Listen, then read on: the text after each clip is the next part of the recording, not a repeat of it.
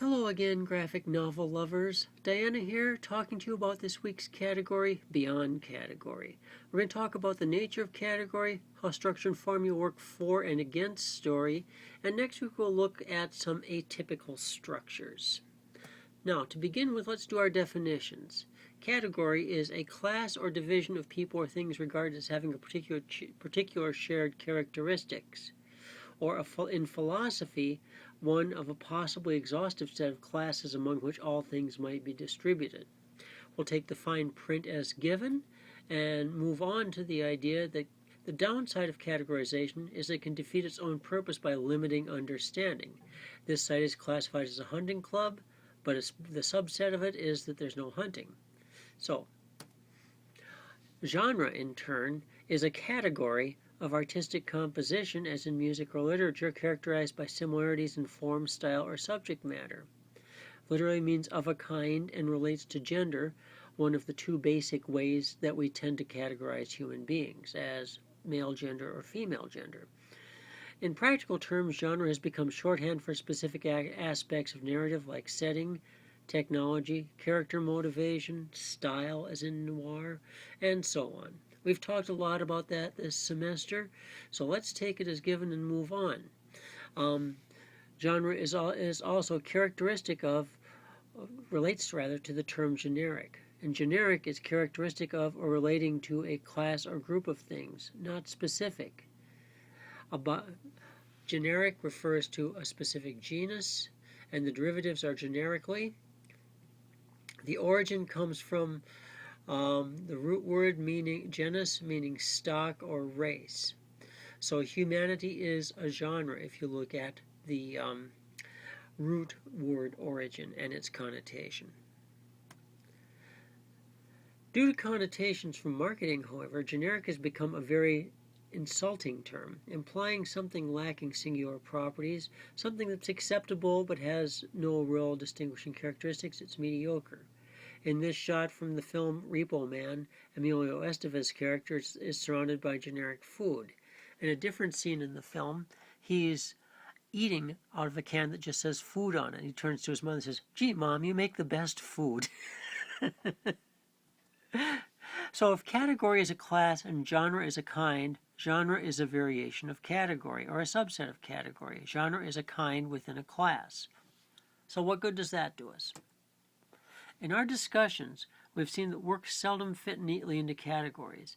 As Elijah Glass notes in the classic film Unbreakable, cannot recommend this film highly enough, reality doesn't fit into neat little boxes that are drawn for it. Cases in point from our studies. JLA Earth 2 is arguably a superhero story, but it's also a science fiction story with complex philosophical aspects. And pouty-faced guys in very big costumes. Dororo is a revenge story, a samurai story, a redemption story, a horror story, and a family narrative. Yet we've classified it primarily as manga, largely due to its country of origin and its stylistic characteristics. To the Heart of the Storm is a memoir considered a coming-of-age story, but there are also aspects of Bildungsroman, and there's reflexivity in the use of the author's life as a model for his comic work. The Road to Perdition is a gangster story, a mystery, a coming-of-age story, and a metafictional treatise on a specific aspect of 1920s U.S. history, the Irish gangster during Prohibition. In short, it's rare for a story to be only one thing. Even highly formulaic works like Ruby Roo often fall into multiple generic distinctions like mystery and comedy with a hint of surrealism and absurdity, not to mention, in the case of Scooby-Doo, a healthy dose of self-parody. So, these are, in order to look at what defies these conventions, we have to look at what the conventions actually are. In determining whether a work defies categorization, we must look at the usual suspects: story, art, and interaction of story and art. Now, interaction of story and art takes two primary forms: working in opposition or in collaboration. Opposition means the image works against the idea, and collaboration means the image works with the idea. In both cases, image and idea work together to create a third, larger meaning, possibly more than three larger meanings. We take the things together to become more than the sum of their parts.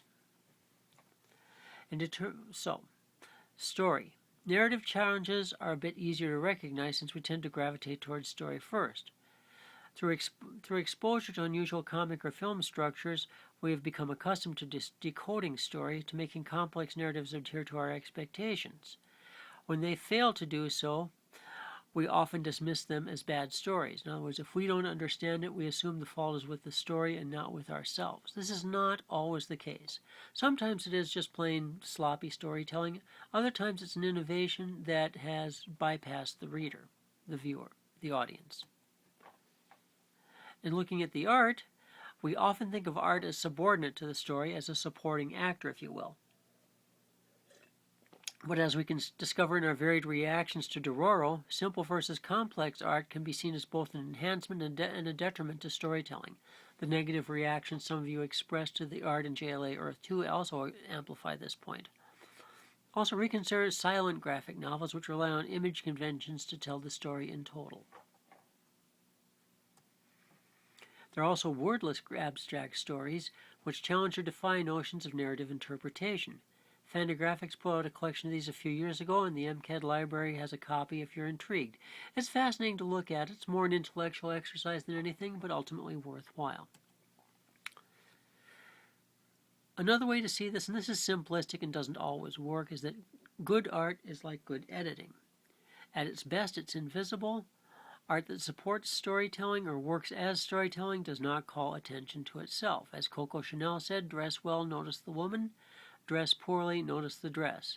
Art can be well crafted but not suit the story, as in this example from Trina Robbins' Wonder Woman, The Once and Future Story. Pencils by Colleen Doran and Jackson Goose inks. Doran used very delicate, intricate pencils, as she usually does, and Goose's inks pretty much killed it and changed the tone of the story completely. Very regrettable. Interaction of story and art is the key. Put art and word together in a seamless fashion, you get a well-told story, even if that seamless fashion is a blending of fabrics that don't seem to go together from the outset. All aspects of this story, including integration, can defy categorization. The defiance does not happen for its own sake, but in furtherance of the story. Directly put, you tell the story first and figure out what kind of story it is afterwards. This page is from a book that I hope some of you will choose as your subordinate text for the next unit, a book called Sudden Gravity, A Tale of the Panopticon by Greg Ruth. So, let's talk about Alice in Sunderland. Is it a fairy tale? Is it a memoir? Is it history? What else is it? It's a difficult book to pigeonhole. Its challenges are both visual and narrative. The art takes a great many chances and works in multiple stages and styles and media, often within the same page. In taking this approach, Talbot has posed multiple challenges to the reader. The styles used in his art include, but are not limited to, traditional comic illustration in the creator's own style, traditional comic illustration in the style of other artists, including McCloud, the EC artists, Hergé, and many more who, well, it's a long list.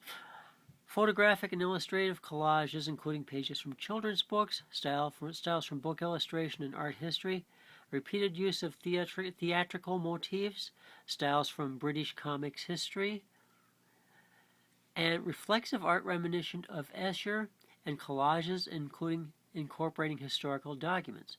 Here we see a Talbot panel together with an Escher rendering. Little on point.